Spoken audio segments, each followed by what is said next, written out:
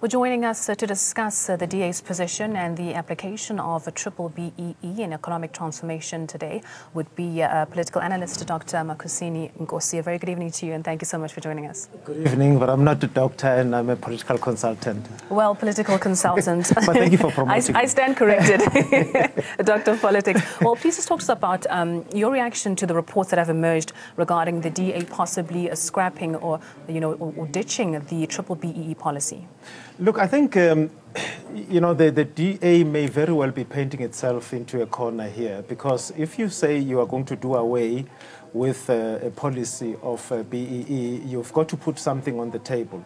I am hearing that they are saying different things right now. Others are saying they've ditched it. Others have said they haven't.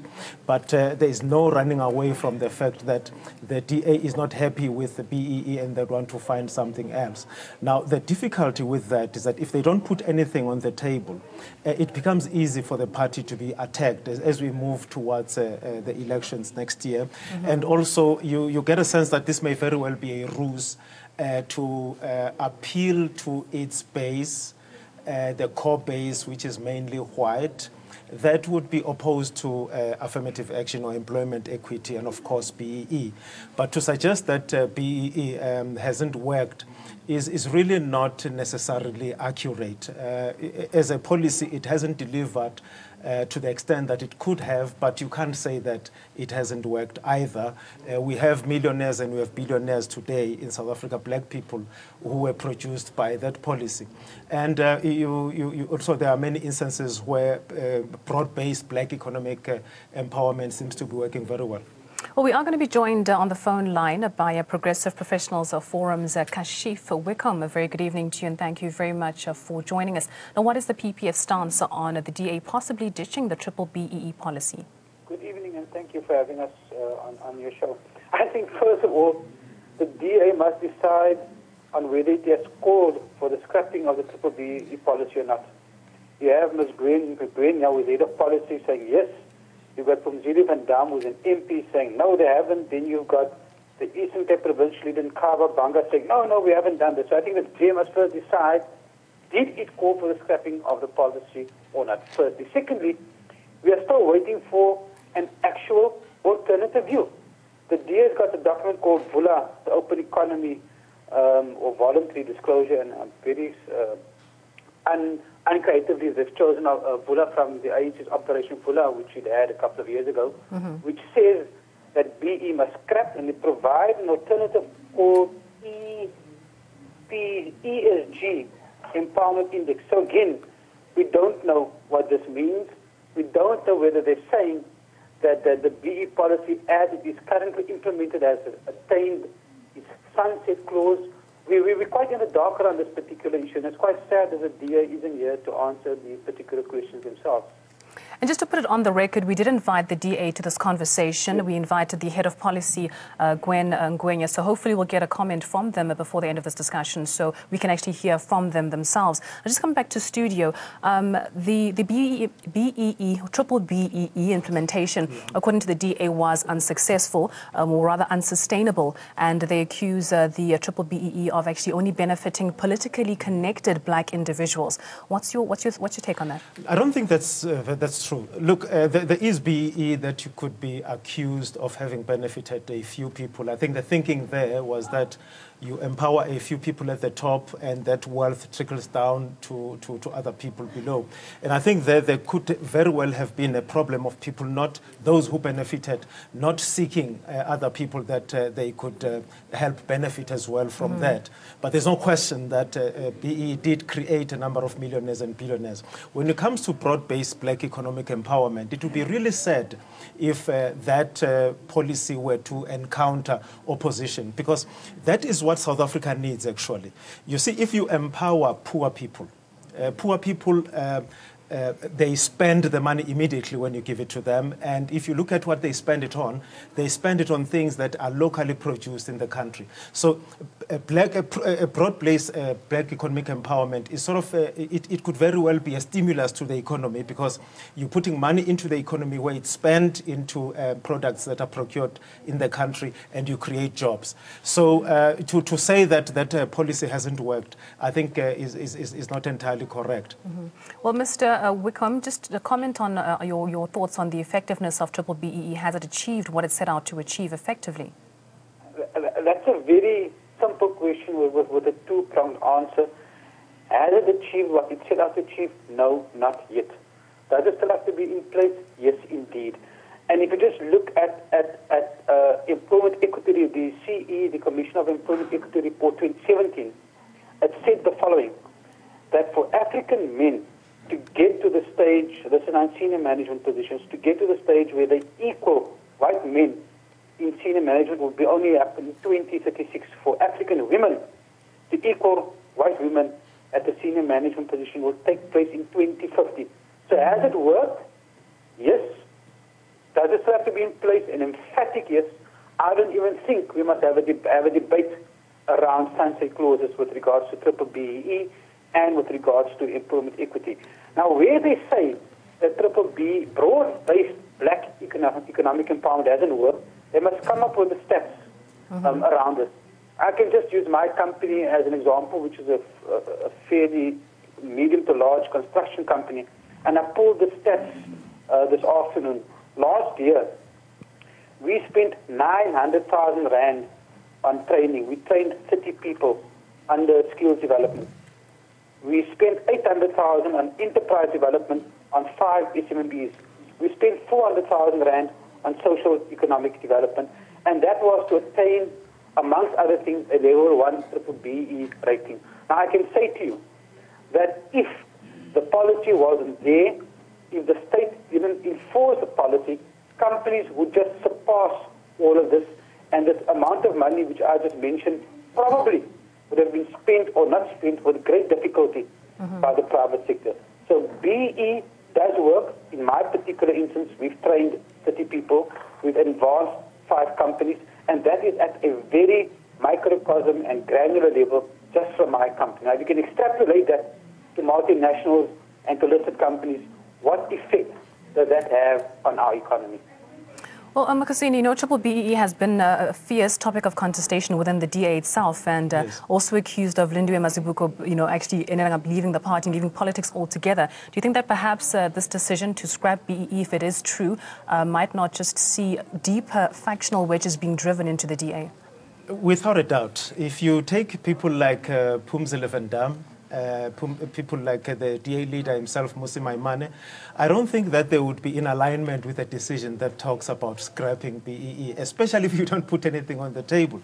Because see, in South Africa, you have the minority controlling the biggest chunk of wealth and the economy. So you've got to find a way of how do you redress that. Because if you don't, South Africa could very well produce a demagogue for a leader who will really do things in a haphazard, in a chaotic way, and where wealth can be transferred in a manner that is not systematic. So where you have a policy, you must critique that policy and see how you can improve. One of the things that I can talk about, for instance, around BEE, and where I think it has limitations, and I'm speaking now as someone who's playing in the space of SMMEs, you'll find that BEE has enabled, actually, white-owned and white-controlled companies to do better. In fact, in some instances, more than black companies. If you are tendering for government work, they'll tell you that out of a score of 100, they'll give you 20 if you are BEE compliant or if you are standing good in terms of BEE, and the 80% is for a price. Now, other things that they will be considering is your experience as a company. Now, if you're a startup, a black startup, 1, you don't have the experience. 2, you do not have leverage in terms of pricing. You cannot, undercut yourself in terms of pricing. But if you take a company with a lot of experience, which beats you, in fact, in terms of scores for experience, but also they can limit their margins so that they can get the business. Now, what actually happens is a lot of professionals, independent professionals, they end up leaving their consultancies or their companies and go and join white companies, bringing the BEE component, and usually they would select people who are politically connected so that they can help get that business away from black businesses. So, but that doesn't mean that you do away with the policy. That means how do you look at the implementation of the policy? Quite frankly, I don't think that there is a question of BEE not working. I think in the case of the Democratic Alliance, it's a matter of how do they appeal to their core voter base who are not really excited about anything that is about redressing the imbalances of the past. Just coming to you, Mr. Wickham, from reports that I've read, DA has something called the Broader Economic Empowerment Framework, which they are going to be pursuing if they do ditch BEE. How do you think this might actually affect their chances of, getting more voters in the 2019 elections? I think that the Democratic Alliance is facing an identity crisis. On the one hand, it wants to appeal to the large population of Africa, which is black. And on the other hand, it needs to appease its white supporters and probably its biggest financiers. And hence, on this particular issue, on the scrapping of broad-based black economic empowerment or not, they speak with forked tongue. So I don't quite know what their position is, and the same can be around the Delo matter and so many others. So I think the DA currently is going through an identity crisis. The other thing I want to raise in terms of BEE, we all see BEE as a social and a political imperative, but equally important, BEE is in fact an economic imperative. You can't live in a country and hope to grow its economy if up to 30% of the population is unemployed. Mr. White, and I use this example often, Mr. Whitey Basson of Shoprite Checkers and the Ackermans on Pick and Pay can only ever sell so many tins of baked beans in Sandton and in Constantia in Cape Town. If they want to sell more baked beans, then they must have people living in Alexandra and people living in Kalicha, Mitchell's Plain, earn a living wage so that they can in turn buy baked beans as they go. In order for people to earn a living wage, people must be gainfully employed by companies such as ourselves. They must be trained so they can climb up the corporate ladder and then buy more baked beans the following day. So there's a very set economic imperative to economically empower the majority of the population of South Africa. We're going to be joined by Mr. Frank Ngumalo from FEDUSA. Very good evening to you. Thank you very much for joining us. What is FEDUSA's stance on the DA's alleged ditching of the BEE policy? Yeah, what I believe, it's problematic when the opportunities offered by the BEE, policy are only available to a few. But they've tried to rectify that. Remember, first it was only BEE, then it was this BEE, broad-based black empowerment. I think that was the way to go. But even with that, it's still, accessible to only a small sector. That is very problematic. But to scrap the policy as a whole, would not agree with it. So how do you think the policy can be better implemented then for more effective economic strengthening of It's fine as it is. The broad-based is fine as it is. But make it a real broad-based, not just broad-based on paper. I think that is the problem. So I think you're talking here about how do you apply the policy. Because I think that's what the problem is. Yes, the problem is not with the policy. It is how do you apply, how do you make sure that you empower people on the ground, that you give them, the opportunities they need to participate. But what you cannot do really is to leave the situation as it is. And you say, it's okay, let's leave it as it is. Because to talk about that, you will have to empower people by giving them skills, and that's what government is doing anyway. We can do the application of BEE on one hand and empower people with skills on the other. It cannot be one on the other. You can do both. We are capable to multitask in that regard. So if we look at maybe the tender process as an example, should maybe the criteria for companies that qualify also actually include SMMEs and not just big businesses having the advantage? Thank you very much for that question. what government needs to do, and I don't understand why government is not being decisive on this matter. All procurement by government must be from black companies and SMMEs.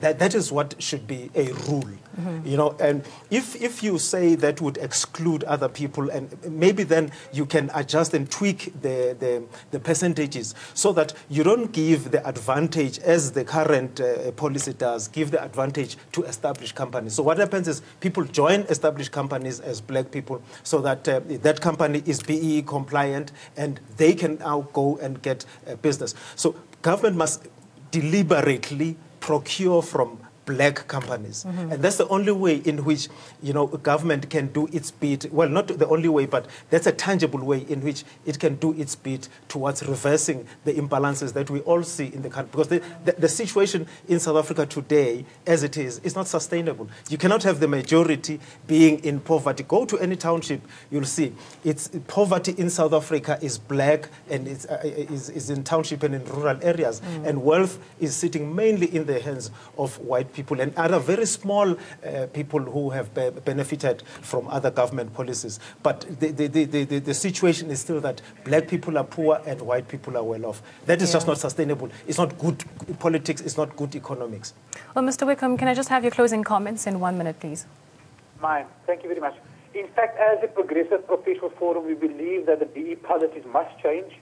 We believe that the 90-10 split with 10 for empowerment is way too little. In fact, we've pushed for the 50-50 split where we've said that government procurement policies must set aside 50 points for black companies who comply with the scorecard and then 50 points for technical and price. Because currently, established companies write off that 10% and they almost ride it out. And so they outprice and outclass smaller black empowered companies. So yes, we believe legislation must stay in place, but in fact, we believe that the BE legislation should be a lot more progressive and a lot more revolutionary if we want to achieve true transformation of our economy. And Mr. Nxumalo, your closing comments? I think to take a leaf from what my colleague has said, I mean, it cannot be business as usual. The system is not sustainable. You can just not have it. If you, for example, take a topical issue, the issue of land, you just go drive out of any big city and you see stretches and stretches of land, and those are owned by white people. I think for me the key word is not sustainable. We need to change. As a matter of survival as a nation, we cannot continue that that as a nation. I think my closing comment would be that, if you give money to wealthy people, they send it overseas to put it there. Maybe they buy expensive Range Rovers, expensive watches, and all these luxury things. But money leaves the country into other countries. But if you empower poor people, because they don't have anything, they spend the money almost immediately, and they spend it in the economy of South Africa. And so if by empowering poor people, you are actually putting a stimulus into the economy, it's just good for the country to do it that way. Yeah, well, thank you very much for joining us this evening. Our conversation does continue online, so you can follow us on Twitter. Our handle is @AfroWorldView. My colleague Harold Papalam was up next with your Prime Business. From myself and the Primetime team, Salang Letsokofets.